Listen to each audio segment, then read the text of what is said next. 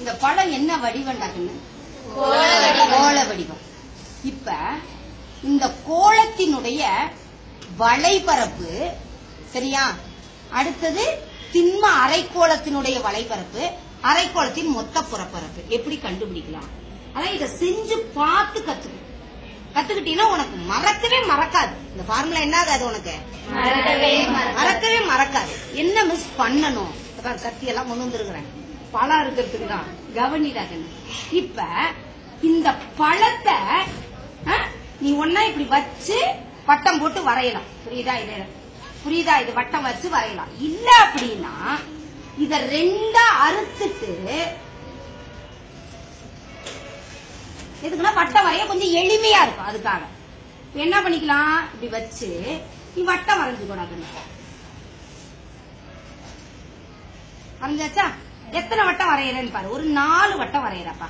எத்தனை வட்டம் வரையற? 4 வட்டம் வரைஞ்சுக்கிறேன்.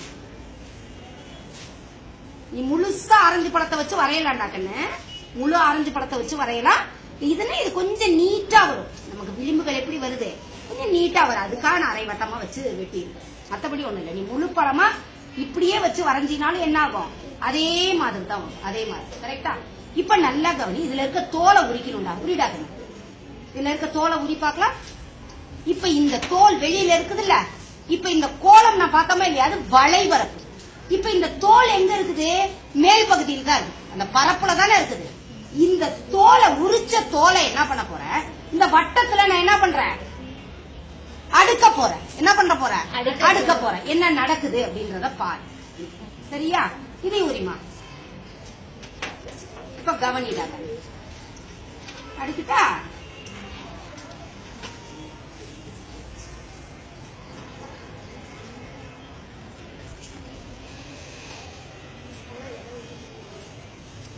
கொஞ்சம் இதுல பத்தாததுனால நான் பரவாயில்ல இதுல என்ன பண்ணலாம், நம்ம அடுக்கி பார்க்கலாம். அடுக்கலாமா அடுக்க கூடாதா? அடுக்கலாமா அடுக்க கூடாதா? அடுக்கி பார்க்கலாம். இடம் பத்திரத்துக்காக நான் மாத்தி மாத்தி இது பண்றேன். முழுசாவே உரிச்சுட்டு அடி அப்படியே.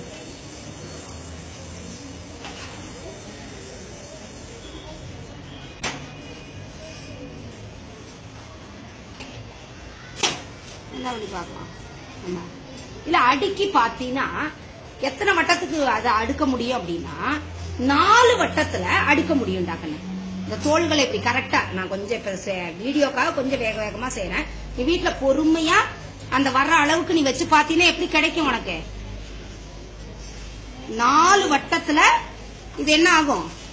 பொருந்தும். புரிஞ்சுதா புரியலையா? இது கொஞ்சம் அகலமா இருக்குது இல்ல, அகலம்.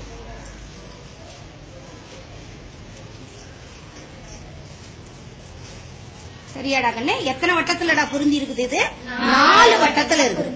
ஒரு வட்டத்தினுடைய பரப்பளவு என்னடா கண்ணு? Pi r square. இதுக்கும் அப்ப என்ன போட்டுக்கலாம்? Pi r square. இதுவே என்ன போட்டுக்கலாம்? Pi r square. இதுவே என்ன போட்டுக்கலாம்? Pi r square. ரைட்டா? ரைட் இல்லையா? அப்ப மொத்தம் எத்தனை பையார் ஸ்கொயர் இருக்குது? 4 பையார் ஸ்கொயர் இருக்குது. புரியுதா? அப்ப இந்த கோளத்தினுடைய, இந்த கோளத்தை சுத்தி தானே இருந்துச்சு இந்த தோல்.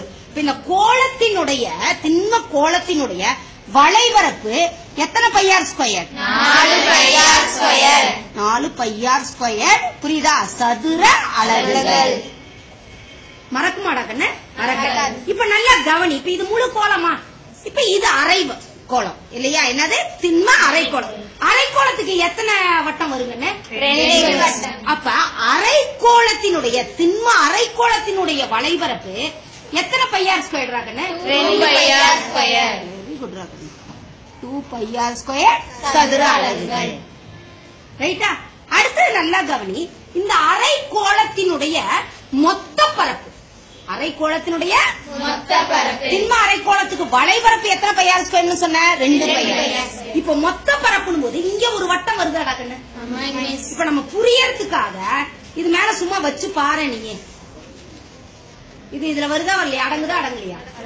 அப்ப இந்த பையார் 2 பையார் ஸ்கொயர் ஏற்கனவே இந்த தோல் இங்க இருந்துச்சா? இப்ப இந்த ஒரு பையார் ஸ்கொயர் மேல வச்சு பாத்துட்டோமா?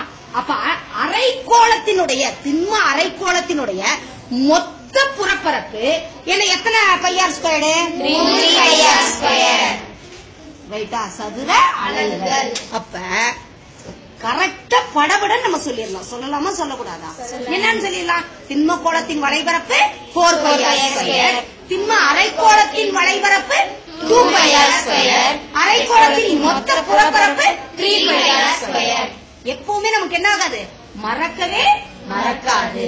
புரிஞ்சுதாடா கண்ணு? புரிஞ்சுது. Very good.